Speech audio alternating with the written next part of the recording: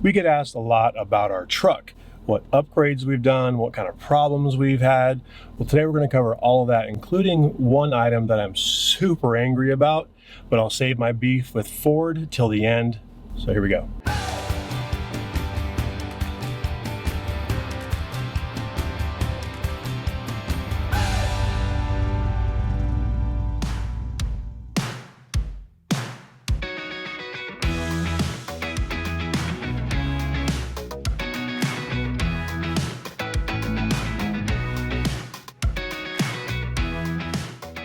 First off, this is a Ford F350 dually. We have the 6.7 liter turbo diesel with the 6-speed transmission and a 3.55 to 1 gear ratio. Now, if you want to know a little more about the truck itself, we did do a video on that in towing. I'll link that below.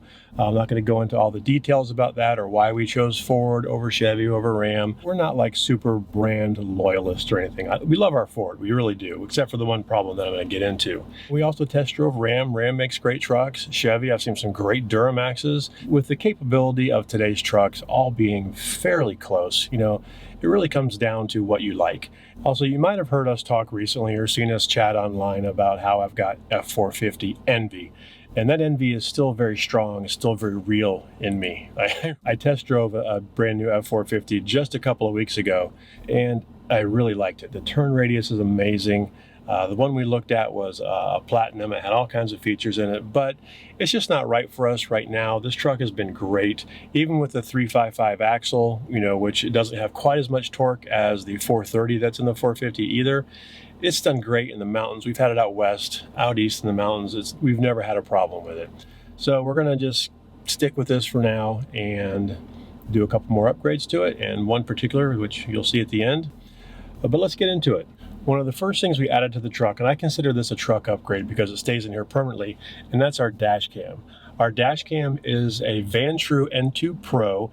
It films 1080p both front and inside. It's got a little camera right here. So it films the inside and the outside. We also got the hardwire kit and the GPS mount. Now when you mount it in the GPS mount, it puts your location and speed and all that stuff on the screen, encoded in the video, which is cool if we ever need it for evidence for anything. And that's the primary reason for it. You can go online and search for all kinds of dash cam footage. You'll see some crazy stuff. But towing this big of an RV, if somebody drives past us in a beater and sees dollar signs and an insurance claim and wants to get in front of us and slam on the brakes and then claim we rear-ended them, I want to have that on camera. If you stop short, you think I don't know what that's about? That's my old move. I used it on a Stealth 40 years ago. Everybody knows. I stopped short. It's also just good to have to prove anything. We drive very conservatively. We want to be able to show that. Now, I did wire that to these upfitter switches. These upfitter switches are great, but they're also a huge pain to wire. The wire bundle where the whole process starts is on the driver's side under the hood. And there's a wire bundle under there with a set of wires that matches each one of these switches. Each one of these switches has a different amperage rating, and some of them will be on when the truck is off, some of them will not. So you can look that up. This is a Ford accessory. The wire bundle that goes through the firewall that divides the cab to the front is down there on the passenger side, down on the floor. So you first have to wire from that side of the hood over to that side of the hood to that wire bundle. Then you have to wire from the wire bundle down here up through the framing, up through this stuff, which that part's easy. But they give you like 2.5, 3 inches of wire bundle down there. So come on Ford, I don't know if you've fixed that in later models, but that's a huge pain. It's really tough to get in there. Now that's the only thing that I have wired to these upfitter switches right now, but I do want to wire all the other DC components that we have up here. I'm not going to go over those. We've covered those in other videos, but it's really just our GPS, our rear view camera here. And that's really it. I just want to wire those two things so we don't have wires coming up here into the console and things like that. Also in here, permanently mounted in the truck. I say permanently, but the whole idea behind them is they're not permanent. And that's these Pro Clip mounts. A lot of people have asked about these. You can see my phone here is at a nice swivel mount. We've got our camera here on a magnetic mount. The cool thing about Pro Clip is they make these for pretty much any vehicle, and you match the front half of it, like this part here, which is designed for the phone, and then you buy the piece for your truck or your vehicle, and you put those two together, and it makes for a really nice mount.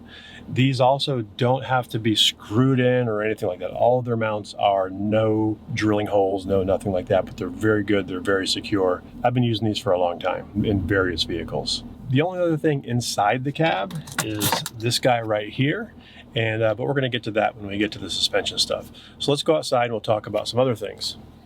You may be wondering where we are. We're mooch stacking at our friend's house, which is hence why we're in a nice big garage here to do some of this work. Another thing that we get asked frequently about is if we have any kind of upgraded fuel tank, either in the bed or permanently installed. And the answer is no.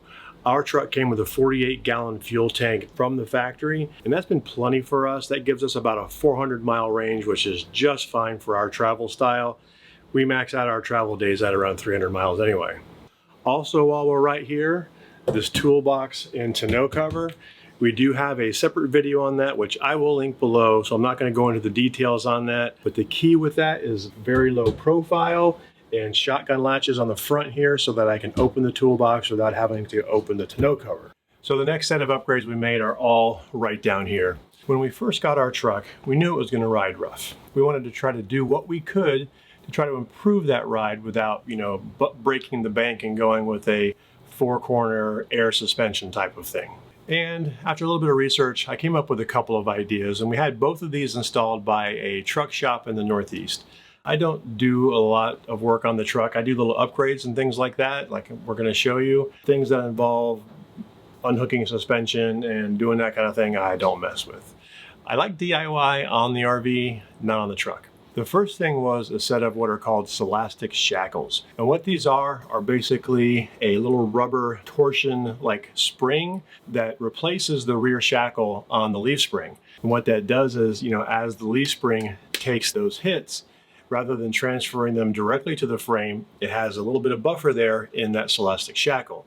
Now, it's only on the rear side of the leaf spring, not on the front side. I don't know why they make them for both. Looking up in there, seems like it'd be cool to have them on both ends, but it's only on the rear. The other thing that we had done by a truck shop are the Load Lifter 7500 XL airbags, along with pump and remote and all of that stuff. The other thing that I did along with these airbags is I took the bump stops for the helper spring out completely.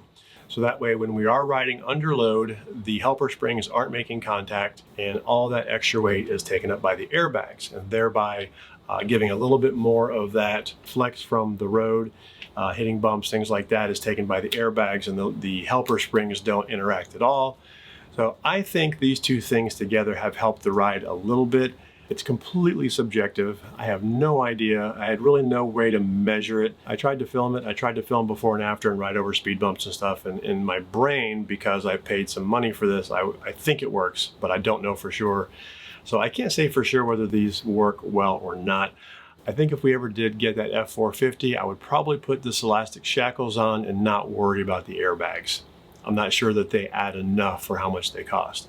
And if money were no object, I would probably do a Kelderman system on all four corners. Kelderman is a nice air ride, but that runs about 10 grand, so not ready to take that leap quite yet. Maybe if I get a 450, then it might be time, but I don't want to put too much more money in here. Now, as far as the efficacy of the ride improvement for all this stuff back here, I don't know. Let's ask Tara and see what she thinks. I don't think it helps. It's difficult to say because if we could take them out and put them back on and test them side by side in the same circumstances. I don't know. I mean, I don't really notice a difference. So I do occasionally notice a very slight improvement. I think if we're driving around and I'm like, wow, this is rough, and you say, oh, let me inflate the airbags. Yeah, that's why I think, to me, in my head, that's why I think they make a difference. But not enough to where I'm like, okay, this feels better. It's not like a $1,500 difference. It's like a $300 difference. $200. It's like a $200 difference, in my opinion. The other thing I want to talk about down here while I'm at the wheels are these dually valve stems. This is a question we get asked a lot, and I've tried a bunch of different things. That inside dually is a huge pain to get to. Now we've got, extenders and stuff that came with our air compressor, and those can get in there and everything fine. But we also like to run a TPMS on these that integrates with our same system that we use to monitor the RV, that we have got it all in one display. Also, we're going to talk a little bit about problems with the TPMS on these wheels to begin with, which is another reason I like to run my own TPMS. And getting in there to get the caps off is a huge pain. The flow-through sensors are a little bit too big, and then you can't get the chuck on there. It's a real huge pain in the rear, just this whole system here. And I've tried various extenders, the kind that are little angles and this and that, and nothing worked until I found this product. And this is actually made by Dicor, the same people who make the RV sealant for the roof. Why they're making that and valve extenders, I don't know, but this solution has worked for us. And I installed it on the passenger side. I've had it over there for probably about 4 months. I kind of wanted to do one wheel to test it out. I'm going to do this other one right now to show you a couple of tips on that. But the cool thing about this system is it has stainless steel braided hose, and it brings both valves out to the front, right on the side of the cap here, where I can get to both of them real easy. I can take the TPMS caps off, I can fill them, I can put them all back on. I could probably even put pass-throughs on here as well now. But we're going to get to that in just a minute. So I saved this wheel, to not do both of them and then find out that it doesn't work. But I've had it on there for 4 months now, so I think we're good. I'm going to go ahead and install the other set I have on this side here, so I can give you a few tips on some issues that I had with the other one, and also with the subcap. So let's get to that. To get these valve extenders installed, we have to pull this outer wheel. Huge pain in the rear, but at least we only have to do it once. I've taken this wheel off so many times just to grab a valve stem thing that fell down behind here, or to get on other extensions that don't work. So once I get this on, we'll be good. Now, that brings me to my first tip. This thing. It's a pain to get off. I mean, like, really difficult.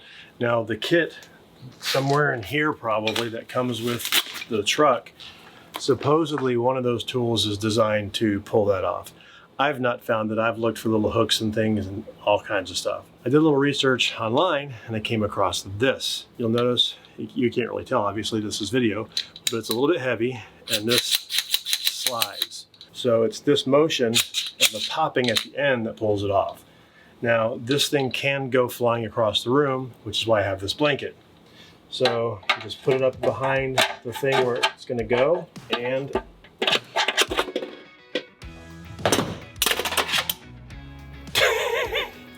comes right off, and apparently knocks anything you have sitting on the side of the bed off as well. Glad that wasn't my head. A couple pulls with this thing, brings that sucker right off. I just keep this in the truck at all times.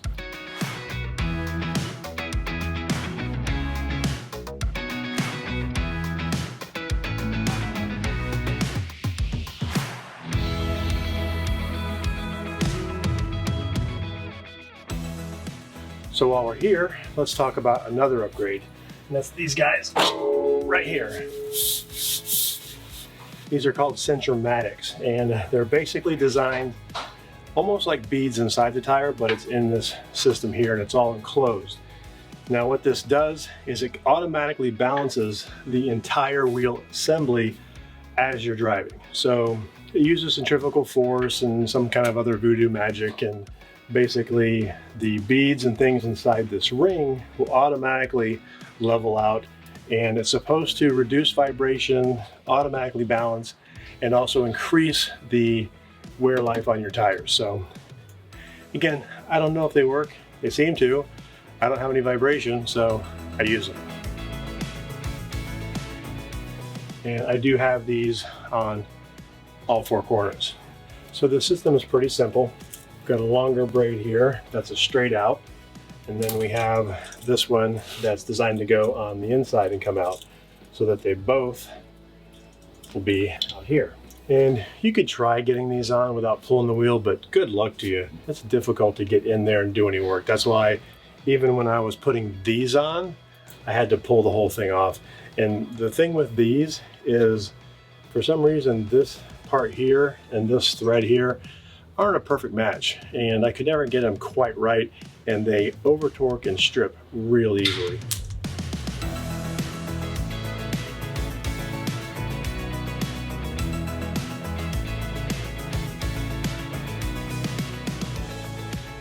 Another tip, these dualies come usually with the valve stems just sort of facing each other up in there, and that's a huge pain. So at the very least, you can take this outer off and rotate it so that they're at least staggered. You just need to make sure that the holes line up so that you can get through.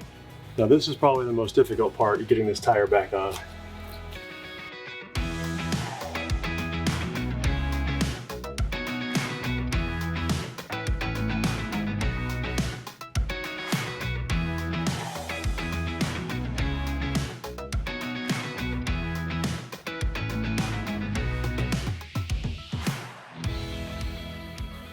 So what I'm doing now, before I put all the nuts back on, I want to make sure that these can both get kind of where I want them to go and be staggered. I like to have them 180 degrees out if I can.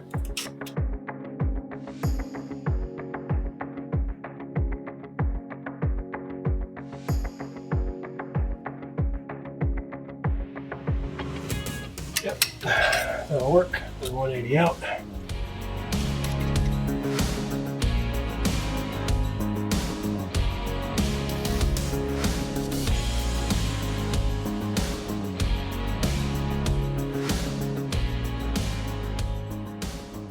Okay, so here's the tricky part.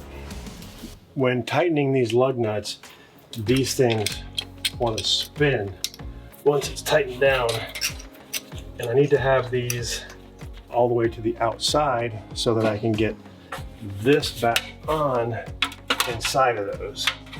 I can't have them all cockeyed. So usually it's a matter of backing it off and letting the torque gun torque it down. We shall see. These might be a little easier. I just know when I get the torque wrench on there, they're going to turn.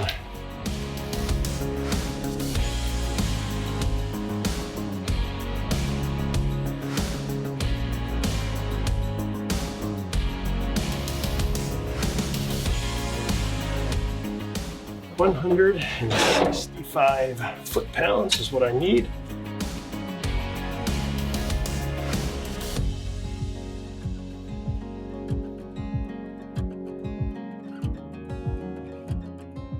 Here's the problem. These things rotate with the torque wrench, so I really got to get them partially torqued with an offset and then crank them. Huge pain in the butt.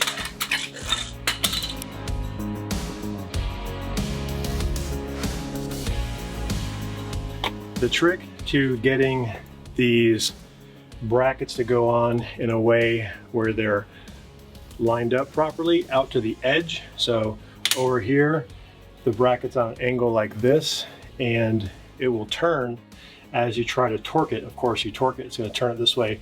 And if it turns off like this and isn't out to the edge, then you can't get this back on.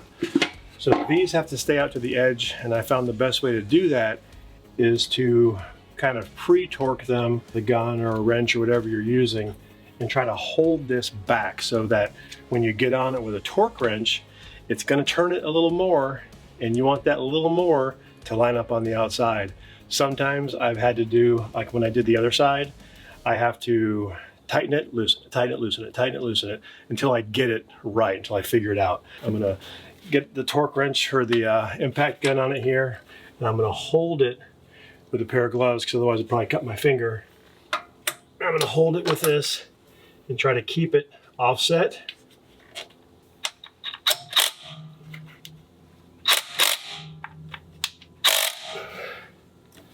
Like that.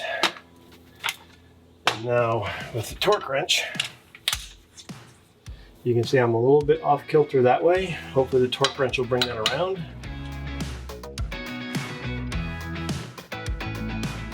I think that's far enough away out of the line of the hubcap. I think that will work.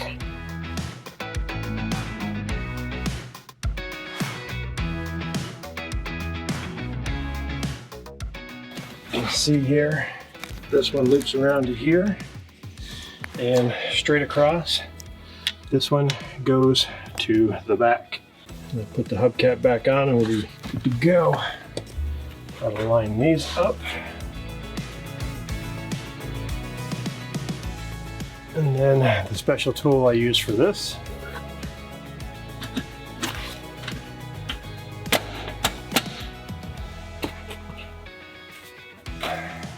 Like that.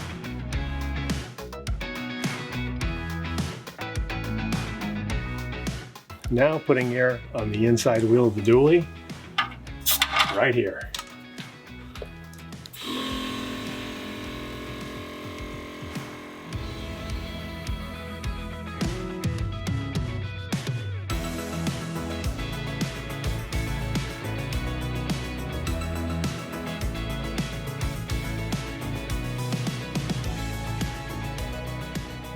The next thing I want to talk about, the last upgrade, is something I installed last night, and I ran out of light to film it, but I wanted to get it installed to see if there were any gotchas, and there weren't. It installed very easily. The instructions were very good, and it's this thing right here.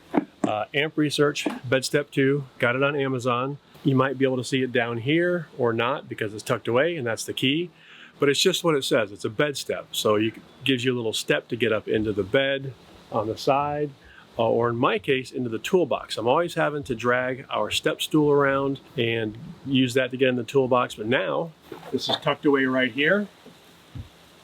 Pop it down, and I can step right up here and get inside the toolbox, no problem. When I'm done, just kick it away, and that's it. Pretty simple. Now that I know it installs very easily and it's solid and I like it, I'm going to order one for the other side and get that installed. So now we get to my big beef with Ford. Where's the beef? Hey, where's the beef? I don't think there's anybody back there. The issue is these wheels. These wheels are aluminum, the valve stems are steel, and if you know a little bit about dissimilar metals, they can have what's called galvanic corrosion. And what that's causing is corrosion on both the wheel and the valve stem. The valve stem is connected to the TPMS, and it's a huge pain in the rear. The corrosion causes a slow leak that just kind of grows over time. And I have had these things fixed 10 times. Since the valve stem is tied to the TPMS, it's like $125, $150 plus labor to fix this. We have over $1,500 in fixing these wheels. Additionally, Ford won't say anything about it. I've tried contacting Ford various ways, that all they will do is get me in touch with the dealership, and the dealership just says, yeah, we can fix it, you're out of warranty, you got to pay for it, or you could buy new wheels.